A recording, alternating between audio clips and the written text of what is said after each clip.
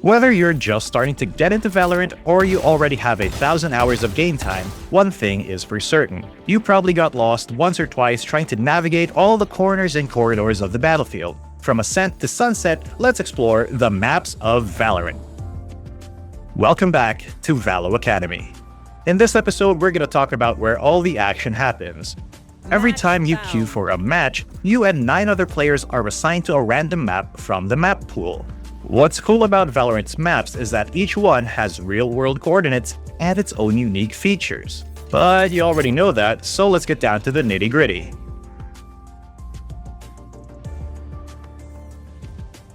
Surfaces. There are different types of surfaces or terrain on every map. You may find yourself walking on a paved floor, on grass, on steel, or even on water. Each surface produces a different sound when running on it. If you're familiar with the kinds of surfaces that are on the map, you can use this audio information to know if any enemies are approaching.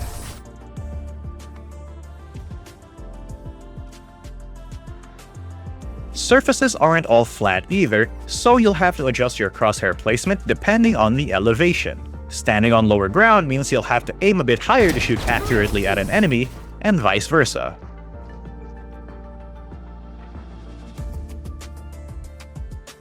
Walls provide cover, divide the map into sections, and can provide crucial info to your team. Many walls are impenetrable to damage and can be used to protect yourself from gunfire.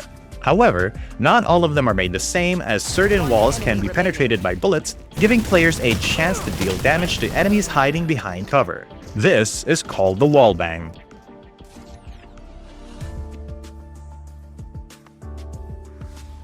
Shooting through these wall bang spots encourages enemies to retreat to avoid taking free damage. Some Valorant agents have abilities that can pass through cover, such as Breach's Flashpoint, Reyna's Leer, or Omen's Paranoia.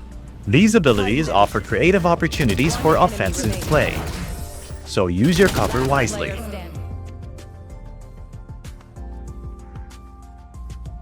As you spend more hours grinding the game, you'll notice that each map has its own distinct features. For example, Icebox is a map that specializes in boosts and elevation, Haven and Lotus have 3 sites instead of the usual 2, Bind has teleporters that can help you rotate between sites faster, Fracture has zip lines, and Lotus even has switches that allow you to rotate doors, giving you new pathways to move around. Take note of each quirk and learn how to use the map to your advantage.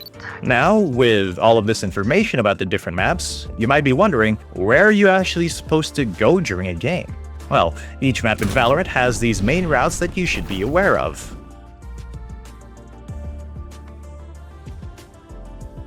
Entry points. This is where attackers enter when taking a site, and where defenders might try to deny that entry. Normally, there are 2 entry points on each site, 1 main entrance and 1 secondary path. Depending on your team's strategy, you can storm through both entries or force your way through one of them. As attackers, expect to use your abilities to initiate and your duelists to take center stage.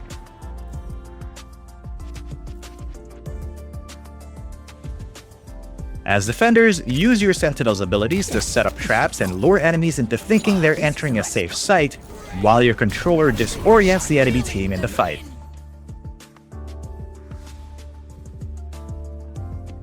Mid. The midpoint is a highly contested area in any map, since it allows for quick access to sites through their secondary entry points. Winning control of mid as attackers can give you a variety of execution options, while losing it will force you to play safer. In the case of Lotus and Haven, B site is considered mid, as it also gives access to the A and C sites.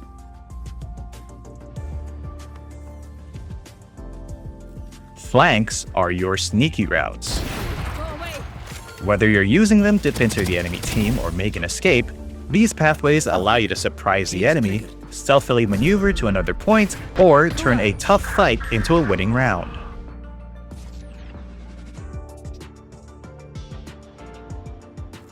A flank happens when one or two players decide to take an alternate route with the intention of catching enemies from behind. Maps like Split have multiple routes that allow players to sneak behind enemy lines. In this example, an enemy team is executing through B main while leaving a defending killjoy in A main. With this information, our hero walks up to A heaven, down the ropes, onto mid, and sneaks into B heaven, where she ambushes the defenders from behind while they battle her teammates on B side below. Thanks to the flank, our killjoy was able to turn the fight in her team's favor, winning the round. Taking a look at another example on the same map, our defending killjoy now rotates through garage as the enemy team is busy duking it out with the other defenders. With the attacking team preoccupied, she's able to execute a pincer maneuver, once again picking off the enemy team. Now let's look at some more cases where map movement plays a crucial role in Valorant.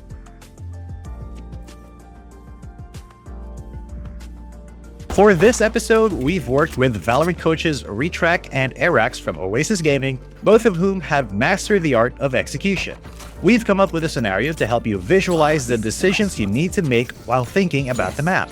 You're in Ascent, defending a site. With information about entry points, you can deduce that enemies can either enter through A main or through tree. So you hold an angle from heaven towards A main while your teammate holds mid from tree. Holding the angle from above, you position your crosshair below to get a good shot. 4 attackers appear, and you eliminate one from heaven and take cover behind a nearby wall. You get the info that there's an enemy below you, so you fire through the floor from heaven and eliminate the enemy with a wallbang. Your teammate duels and eliminates an enemy who tried to flank through mid. And with most of the enemies gone, you feel safe enough to start defusing the spike and win the round. Let's look at another example scenario, this time on Bind. As attackers, you and 2 of your teammates are stationed on A short while your other 2 teammates are in baths, looking to execute on A site. You hold the angle towards lamps while a teammate holds A site. Meanwhile, your teammate from baths holds an angle on heaven, anticipating the enemy's defense. The defenders smoke you out of your position and throw in a molly to prevent you from entering A site without taking damage. Changing plans on the fly, you and the other 2 A short players make a run for the teleporter, looking to rotate to B short. Hearing the teleports, the enemies make a rotation towards B as well, freeing up A site. Your teammates left behind on A realize that the site is empty, leaving them free to plant the spike and position themselves to counter the rotation. These scenarios show how map knowledge allows you to plan better strategies. Taking advantage of the information available on each map, along with planning around your team's agents and their abilities,